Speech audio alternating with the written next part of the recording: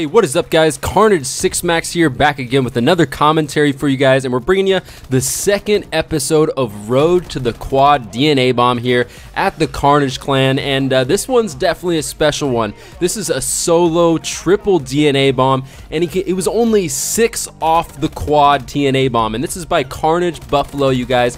Definitely an amazing gameplay, to say the least, for sure. Make sure you guys go check out Carnage Buffalo's channel and show him some love for this gameplay. Just absolutely insane. I just can't even fathom, and this is a crazy gameplay. I mean, he was 6 off the quad DNA bomb, so close. And keep in mind, you guys, also that the third streak you'll be seeing here in the gameplay is the 24 gun streak, where he was 6 off the quad, like I mentioned before. And it's on the map Detroit, which is one of my personal favorite maps. It's a small map, and it's just one of my personal favorites. I love how the B flag is crazy up there in the middle, and there's a lot of hallways and all kinds of things. You have like open spaces as well if you want to use a kill streak that's in the air, and then you also have like those close hallways and all that kind of stuff, which is pretty fun, and all that kind of thing. So it's a fun map for sure, in my opinion. I love this map a lot, and it's another one of those run and gun type gameplays that I personally love. He's running around, he's just going as fast paced as he possibly can. He's not really sitting back at all. It's really surprising for a gameplay like this. He just runs around constantly. He's always boosting around the map,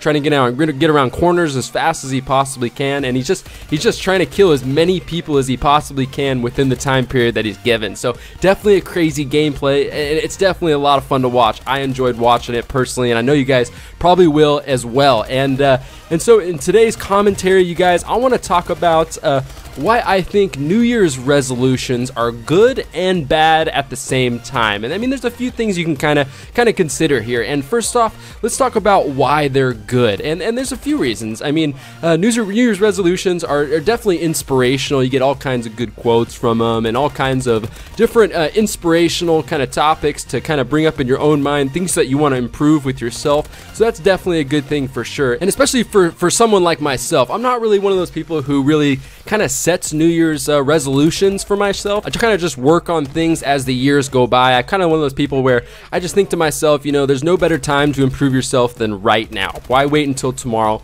Why wait until the next day? Why wait until the next year? It's just a number. It's just a date. So it's just so much better to work on yourself, or work on something that you want to do, or something you want to improve right now. And but it's still a good thing, because I find it inspirational. I find out all the quotes that people like to put, you know, just the things that people like to say, all that kind of stuff. It's inspirational for me, even though I'm not really like a New Year's resolution person. So those are some of the good things. And even though, you know, people, you know, go to the gym, it's pretty typical. People will say, okay, January 1st, I'm going to the gym, I'm eating healthy, all that kind of stuff, you know, and a lot of them, you know, as you all probably know, quit shortly after that. You know, it's still a good thing, because, you know, if it wasn't for that New Year's resolution, they probably wouldn't have gone to the gym at all. So I mean, it's definitely a good thing that at least got them there, got them a little taste of it, and maybe on into the future they'll have a little less, you know, anxiety about going to the gym or trying something new that they did before, because they already tried it a little bit. So at least it got them there initially. So that's always a good thing for sure.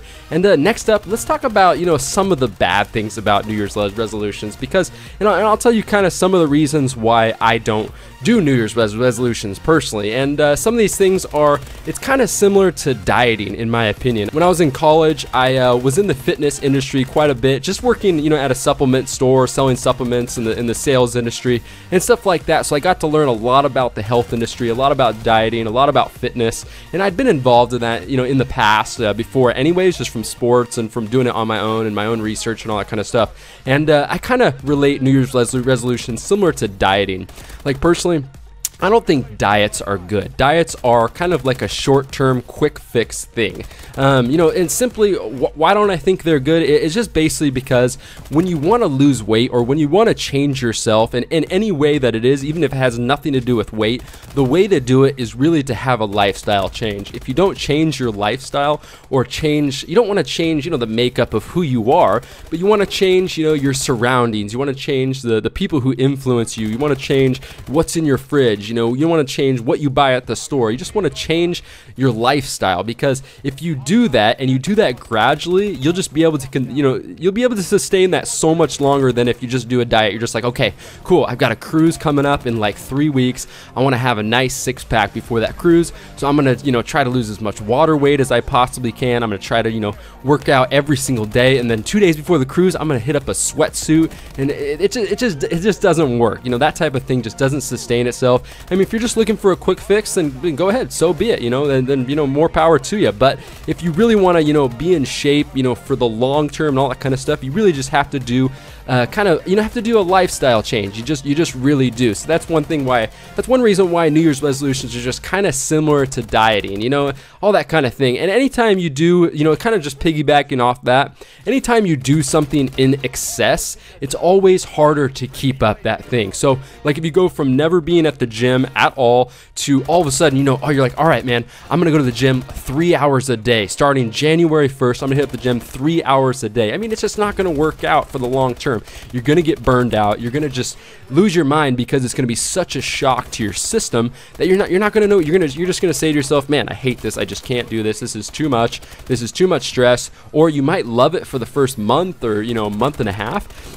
And after a while, you're just going to get kind of burned out with it, especially if you haven't worked out in a while. You might want to kind of just ease into it, you know, let your muscles get sore, let yourself kind of recover from those, you know, those first few workouts and all that kind of stuff. You know, gradually start to like taper yourself off of the bad food you've been eating or whatever it is. So yeah, just really anytime you do something in excess like that, it never seems to last a long time. You need to ease your way into it.